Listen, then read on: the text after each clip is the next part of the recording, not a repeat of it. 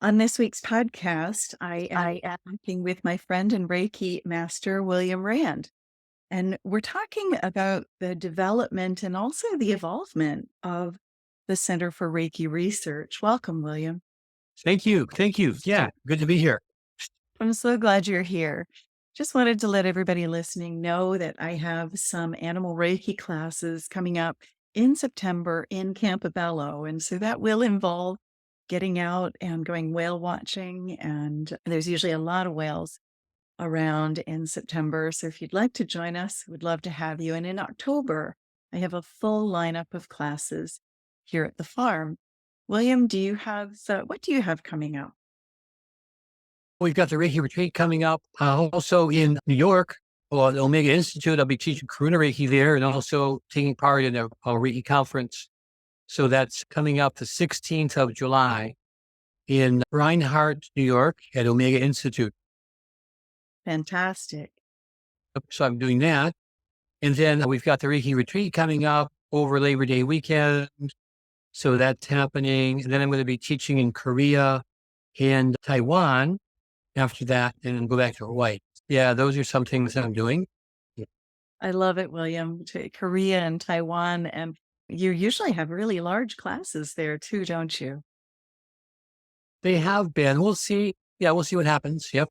Okay. I'll be seeing you at the Reiki retreat. I'm sure we'll be doing a bit of hiking around Sedona together, and Yeah, that'll be fun. it will be. And I know you're presenting at it, and so am I. And I just wanted to let the listeners know that if you are interested in joining us for the International Reiki Retreat Labor Day weekend, and for those of you who might be considering applying to be a licensed Reiki master teacher, it is one of the requirements is to attend the retreat. You can attend both in person and online. So just invite everybody to consider that. William, I wanted to talk with you today about the Center for Reiki Research because as a scientist, it's something that I've always been really proud of and interested in, and that I found it so wonderful that you created this. Can you tell us a little bit about your motivation behind establishing the Center for Reiki Research and what the vision was that you had for it at that time? Sure. Yeah, it evolved out of the Reiki Hospital's website. So what was happening a long time ago, 97 or something like that, that Reiki was being practiced in a few hospitals around the country. That was a big plus for Reiki, that it actually was being practiced in hospitals. So I began to keep track of the hospitals and who was in charge of the programs, and that list started expanding. And then it got so big that after a while, there was Reiki in the hospitals in every area around the country. Basically, it was meant to be like a referral service. If someone wanted to go to the hospital, they wanted to go to a hospital that had Reiki, they could look it up on our website. But then eventually there were so many that I just started saying, just call a few hospitals around where you live and you're going to find one that has Reiki. And also it was starting to become more cumbersome because we had to keep track is that program still functioning, and what has it changed, or is it gone? And so we had to get some people. I had one and then two volunteers to be calling the hospitals to check up on the details. And so that got a little cumbersome, but at the same time that it was expanding to such a great extent that basically, if you wanted to find out a Reiki hospital, you just call around and you find one. So then what happened is around what we were doing too was validating the scientific nature of Reiki and if there were any studies and so forth that had been done. And so then I started working with a group of people who were scientists and like PhD qualified Reiki practitioners and having done scientific work. And we started to assemble more of the studies. So that happened around 2011, that the Center for Reiki Research came into being. And like I say, we had some very interested and motivated people that were highly educated and scientists, actually. And so then we started putting together the studies, and we developed what's called the touchstone process. And so that was a process of evaluating and finding the studies that had been done, and then also giving advice on how to conduct scientifically valid Reiki studies.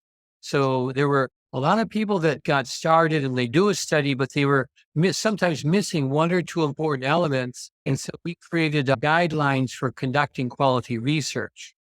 And that helped get people not to waste their time, because they put all that time and effort into a study and they're missing one or two pieces Yeah. and it doesn't end up. So we, Not we valid. helped people.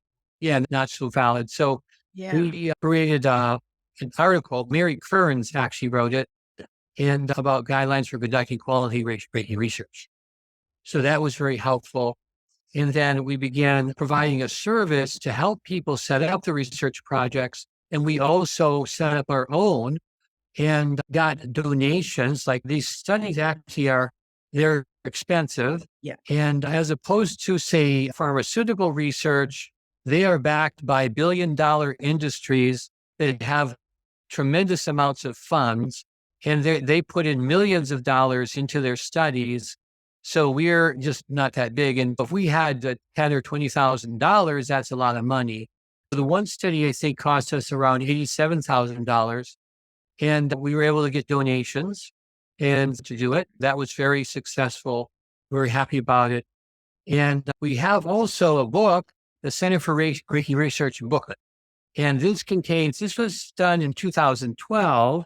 So it's not complete as our website is, but it's got a lot of the studies in here. And also in the back are the Center for Reiki Research, Reiki and hospital programs. So here's an example of one of the pages. If you can see it, it outlines the hospital program and how it works and everything, and who the important people are and so forth. So it formed a guideline, and there's 67 hospitals listed in this book.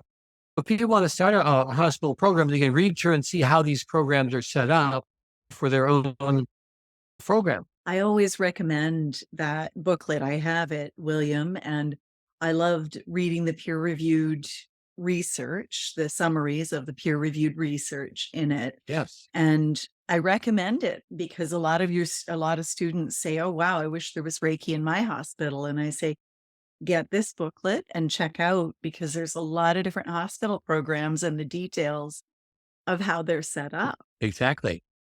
I love it. William, as you were getting this started, because really, and I do admit, this is something that really drew me to the ICRT. I loved the fact that so much, everything that you do is all evidence-based, but that you really put that effort into bringing the science and to the forefront, to collating it, to creating it. And I know Dr. Lacey on our podcast quite some time ago, she was actually designing a cancer research study in her oncology unit, and was speaking with the Center for Reiki Research to ensure that the research was set up in a way that was going to be the most helpful. But did you have any obstacles as you were bringing this together? It couldn't have been easy. The thing is that the purpose of it was to show people that it is scientific. There is science behind it. Yeah. So a lot of people at first will look at Reiki as this woo, whatever woo means. I never understood that stuff that people who can't think clearly are doing. And of course, it's all placebo based and all that. So the initial impulse was to demonstrate, or from a purely scientific standpoint, to discover, is it just placebo based, or is there something actually happening more than what would happen with placebo? So we did set up scientific research to test for that. And so, as an example, in a study, we had people who were trained on how to pretend to be Reiki people. So they would do exactly the same things, the same motions and everything, and positions, but they had no Reiki training. And then we had the people that did have Reiki training. And then we had people that didn't get any either. And Right. so it was placebo controlled, and it definitely showed there was much more than the placebo effect. Now, the people that didn't have Reiki did get some results, but it wasn't anything like the results of people who actually had Reiki. So it indicated that it was much more than the placebo effect. And It was William, looking at the studies, I remember being shocked when I found out that in medical research, that if you only get 5% more than the placebo, it's considered successful. And yeah, right. And so with the Reiki study, for you to have had such significant results is really, yeah, it's really, it's remarkable. significant. Yeah, That goes against the woo people. But yeah, the thing is, we had to realize that we're not going to convince everyone. And sure. there are some people that absolutely, no matter what you present to them, will never be convinced. So we don't try and convince those people, but we convince the people that are on the fence and they're not quite sure. And so we produce the research and then they're ready to go for it. And there's also a group of people that need the research so they can present it to the administrators of their program in the hospital and then Right. get clearance to begin doing Reiki. And so we passed that barrier a long time ago. And especially with what we call the touchstone process. And the touchstone process is, in fact, a very unique process to research. And in fact, this is the first time that this sort of process has been applied to scientific research. It is applied to the entire group of research that's been done for Reiki. And there has been no research to the entire group, no or systemized method of analyzing all the studies in one complete group of research. And so we're very proud of our touchstone process. And I didn't realize I've heard Dr. Baldwin talk about the touchstone process. For some reason, I didn't realize that it was you guys that created it. I thought it was something that already existed. oh no, that's our project. No, That's we created amazing. it. Yes. Yeah. So we're very proud. The people in our program are all PhD qualified researchers, or Yes. some of them are MDs and like that, and nurses. So they're all educated and professional. And so we were able to come together and create the touchstone process, which we're very happy about. Have you found that things have evolved with either the center or with the science since it was created in 2011? Yeah. Yeah. Oh, and by the way, the website Reiki Hospital started in 2005, just as giving that date too. Thank So you. Reiki Hospitals was 2005, Center for Reiki Research 2011. Yes, the acceptance has been, our work has really helped to drive acceptance for the practice of Reiki in hospitals. And it's really validated the nurses who want to bring it into a hospital, and then they're backed up by the information on our website. So it's just a matter of directing people to our website. And there are so many studies in there that it really provides more than enough research to validate the use of Reiki in hospitals. So I love that. That's fantastic. And are there any significant milestones along the way that stand out to you that you could share with us?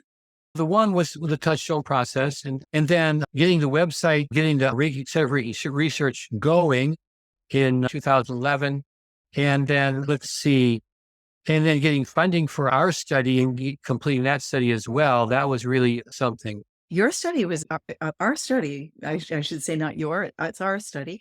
It was Yep. a big study, William, wasn't it? It was Yes. significant. There's actually a couple of them. One of them was a very big study.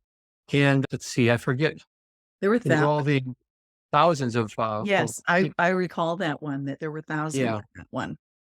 yeah, yeah, that's on our website. And that really has gone a long way. I To, had intended to participate in that study and actually started to, but I didn't fill the data in wrong, so it wasn't accepted. oh, Or I didn't fill it in. yeah. So it was really, it was really an interesting and a neat study. I loved, and Dr. Baldwin talks about, I love her book, Reiki in Clinical Practice, which I know that you Yeah. sell. You have it right there. Yeah, this is a fantastic book. Agreed. And it's just filled with important information about Reiki and the science of Reiki. Yeah, it's just a beautiful book with lots of diagrams and studies and so forth for many different problems that Reiki is good for. Yeah.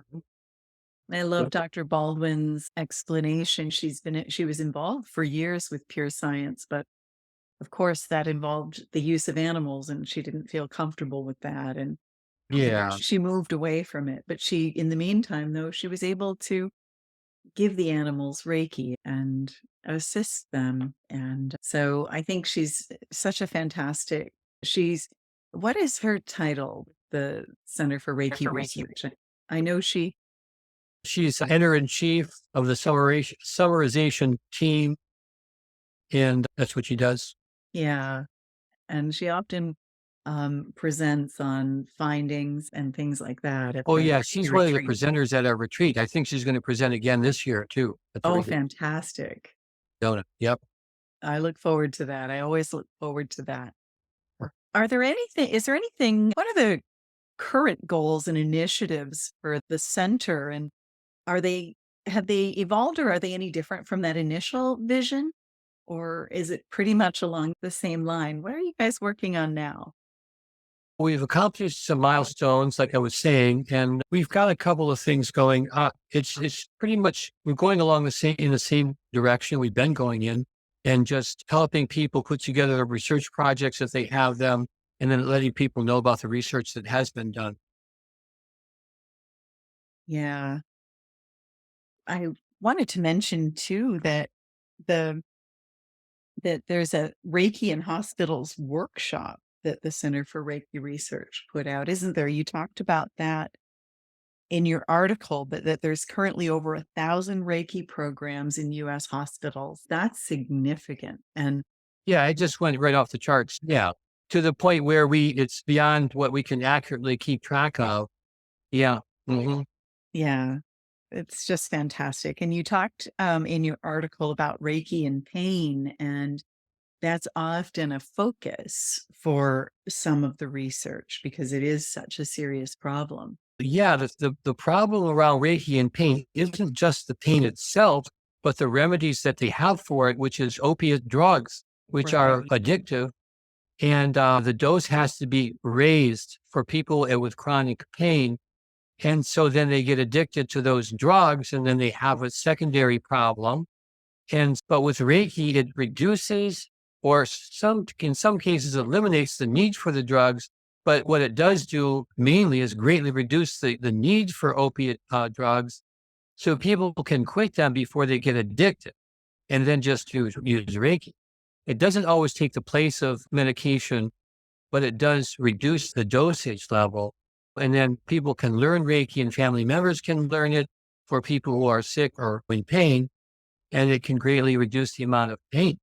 So that's the most wonderful thing, pain management, because as I was saying, that's where the pain management is in trouble because of the opioid epidemic. So people get addicted to opioids because they were being treated for a medical condition that's painful, and then they're addicted, and the doctor stops their prescription, but they're still addicted. So they turn to street drugs, which can be laced with all sorts of things, and people are overdosing, and so the death from overdose medications has gone way up. That's where Reiki can come in and really help solve that problem. And what's needed is just more communication about it and the possibility of using Reiki as a cure for opioid addiction or to actually stop it from happening. Yeah. And William, we never mentioned the website, but I will be putting a link to the website. It's the Center for Reiki Research.org is the website. You must be so proud having established that, like knowing that there's Reiki in over 1,000 hospitals in the US and that this was a significant contributor to that. I don't know. You must be so pleased. Oh, yeah, I'm really pleased with it. I got it started and now it's taken off under its own momentum. And it's staffed by PhD qualified researchers. They're all very competent, highly educated, and it's just going along really well. And I've gone more into the background of that because when I attend all the meetings and so forth, and I also make recommendations about Reiki itself and what it can and can't be used for, and other things around potentially setting up studies. I do play a role in it. but they're the ones that know how to set the studies up properly, and then how to also write the reports and so that they get in peer. Yeah, we've done it. Our organization is doing a really good job. Like I say, this is I agree. dated 2012, so that's that's 11, 12 years, It's a few something like years that. ago now, Yeah, 11 years ago, yeah, but yeah. So it's still relevant, and oh yeah, all the research is relevant, and we probably at some point will update this. Yep. I But if you see go to it. our website, that lists everything. That's up to date. Yeah, that's what and I love being able to refer my science-minded students, like, as a Reiki practitioner, to be Yeah, able to refer them to the Center for Reiki Research.org absolutely. if they are curious about the science as I was. And there's not a lot of time to go into the science in class because we cover so much in our courses, but it's just wonderful that resource is there so that they can. Absolutely. And it solves that problem of people who are against Reiki. We can say, we can point to the scientific research that's been done that overcomes any resistance in that department. Yeah, we provide a very useful resource for the Reiki community, especially when it's in professional settings. Yeah, I think so also. I really appreciate that. And do you see, and you can see these contributions to the broader community in this way. Do you have any particular stories or anything that you've noticed that impacted you or the Reiki community profoundly? Anything that you can think of So there? one thing, yeah, yeah. So Ann Baldwin and I there was some idea or a need for understanding about what is Reiki energy? How does it work?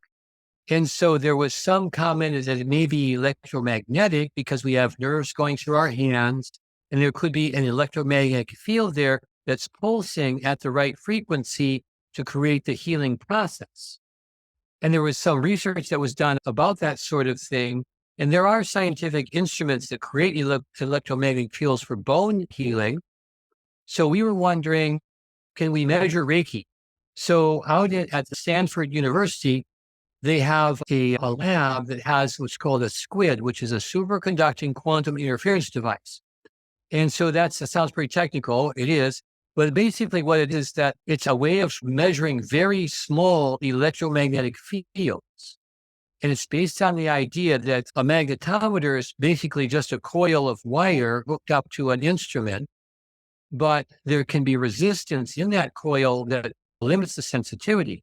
So what they do is they take the magnetometer and put it into a very cold medium, such as liquid hydrogen. It's way down, like at 12 degrees, it's almost at absolute zero. Right. And that it has zero resistance in the coil. That eliminates all the resistance. So it becomes a superconductor. That's what, yeah. So reducing the temperature to near absolute zero causes a conductor to become a superconductor where there's virtually no resistance. And so that can measure extremely small electromagnetic fields.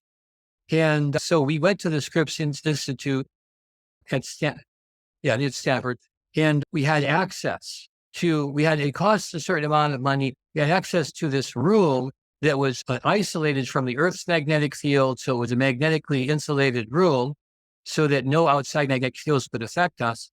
And then it had a highly sensitive magnetometer in there. And so we went in and we did a couple of different things. So we went in just to measure our energy with us being in the room. And the researcher that was at the control panel said, I can see your heartbeat. The heart it puts out these spurts of electrical activity as Yep. it causes the heart muscle to pump. And that creates an electromagnetic field. And she said she could see the magnetic field from the heartbeat. And so that was pretty good. But then we tried, so that was the baseline. Then what I did was I sent Reiki to Anne, put my hands on her to do Reiki on her to see if they could measure that. And then also we did some distant Reiki. And also I know I could just sit there and turn my Reiki on and turn it off. We tried that and they couldn't find anything. They couldn't measure it. Yeah, to my dismay. So I thought, oh, we're going to measure Reiki and all that.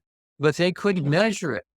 And so a conclusion I drew from that is that Reiki is not electromagnetic, and that in fact it's made of an energy that science has not yet detected. That is a pretty profound idea. But then Anne had the other idea, oh, but there could be some interference and things like that. So she was trying to figure out, how can we do this to make a better experiment? Because she felt she didn't want to believe or didn't accept that there could be an energy beyond what science is aware of. And also, I think she felt that would be a hard sell, because that would open up a whole new era in science if there was something that science couldn't measure, and then figuring out how to measure it. In other words, life energy. Yeah. There's life energy that science is not able to measure. That's really profound in terms of what it implies. And we'll just have to wait and see if they come up with any sort of way to measure life energy, because we were able to do it in their with their highly sensitive equipment. Yeah. I love that. That maybe there's something beyond what we're aware of and can measure, because we can measure the results. So we know that the energy is flowing. We know that something's happening. We've got all kinds of science that backs that up. So Yeah, that's that's right. fascinating. Yeah, we measure the results and we factor out the placebo effect. And yeah, it definitely shows that something's going on, but we haven't been able to measure Reiki itself, which is a kind of disappointment to me, because I thought, oh, then we can go in and we can do different kinds of attunements. And what did that do? Oh, it went up 2 points or something. Or, if you're meditating in a certain way, does that affect it? Yeah, it was a disappointment, because we could have used that in becoming more aware of what Reiki's doing. So now we still have to depend on our intuition and our inner awareness. Of course, the other thing is people feel Reiki. Yes. So we are apparently more sensitive instruments than any scientific device, that we can feel the Reiki. And we often notice that Reiki is a little different between practitioners and things like that. Yeah. Oh, wow, William. That is such a great story. Thank you. Do you feel that the Center for Reiki Research plays a role in bridging the gap between Western medicine and Reiki healing? Absolutely. And we're very happy about that too. And like I was saying, if a person is a skeptic and they're into science, that I always say, oh, you're into science. So then you'd be interested in all the scientific research that validates Reiki. And Right. some of them are interested and some of them don't want to know about it because they have a rigid idea around Reiki. One of the problems with it is that they're atheists, and they think that if Reiki is validated, it means God must exist. They don't want Reiki to be real, because they're worried that then people would say, see, there's research that shows God exists. So they're worried about that. But which, of course, we don't say that, but they're worried that it would be some sort of test for God if Reiki worked. But then, like I I never say, there thought are of it people. that way, William. I just never thought of I, it. yeah, I know. I didn't either until I've talked to some of the skeptics, and they're not always entirely scientific in their science, basically accepts the results of research, Yes. regardless of what the results are, and regardless of whether they show that what your current belief isn't true. You're supposed to accept the scientific results, but some people are not willing to do that. That's interesting too. But then on the other hand, there are quite a group of people that are willing, and they're very curious about it because of the scientific results that we have now. I love it. I love that you did this, and that you did this so early on with that original website, the hospital website, and then the Yeah. evolvement into the Center for Reiki Research. I think it's really important. And William, the last question I had is, do you have any idea of what the future looks like for the Center for Reiki Research, and what your plans are, and hopes for moving forward with it?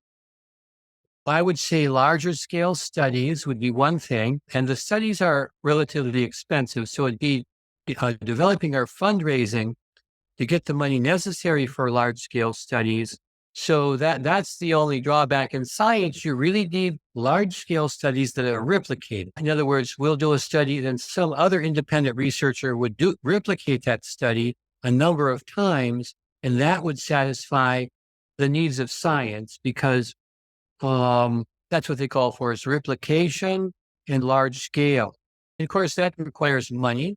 Yeah. And like I say, in the past, we did get a large donation and allowed our one study to be completed. But that's basically what we need is money for the research. Yeah. To do more Yeah. research. Yeah. Oh, good point. Now, William, I hadn't mentioned this to you, but we often end with meditation or experience. And is that something you would like to lead us in today? And if not, that's okay. We don't have to in this podcast. Sure, I can do that. So I think if everyone listening, if you have some gentle music you'd like to play in the background, what I like is Julie True Music to Journal by Volume 1, Healing Presence, which I think that's really nice. Or you can get any sort of like flute music or something without words. It's just very gentle, soothing music to play in the background. And give you a moment to get that set up. Maybe just have it on your phone or something. And then you could be seated if you want to, or laying down. And so just make yourself really comfortable and take a couple of deep breaths and close your eyes and allow yourself to relax.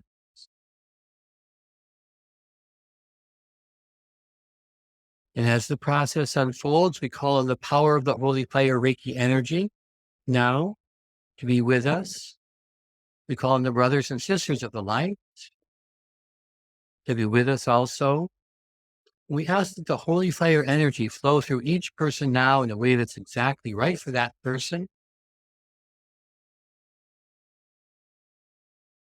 allowing you to relax more deeply now. You just pay attention to your breathing and allow yourself to go a little deeper into relaxation, peacefulness. As the holy fire now begins to flow through you and around you, very soothing, healing, and relaxing. And if there is a condition that you have that might benefit from healing, a medical condition, or even just a headache or stomach ache or an ache or pain or something, just focus on that and allow the Reiki energy, the holy fire to flow through that area of your body now. And as it does, it just helps you to release completely the cause of the problem, very soothing and healing, relaxing.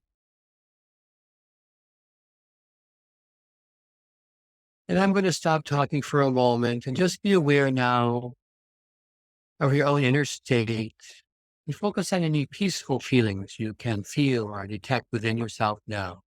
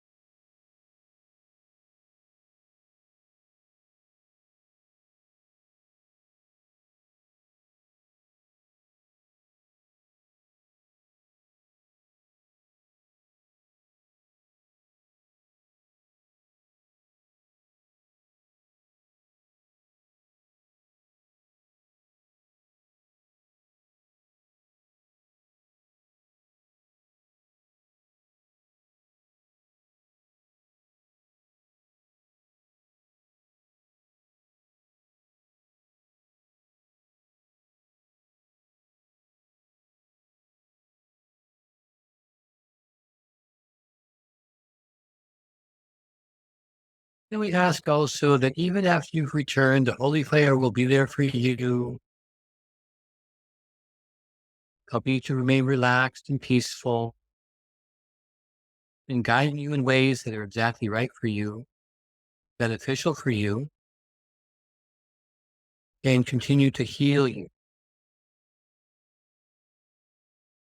create balance and peace. And so whenever you're ready, take a couple of deep breaths and bring your awareness to your eye. And when you're ready, slowly open your eyes and come back.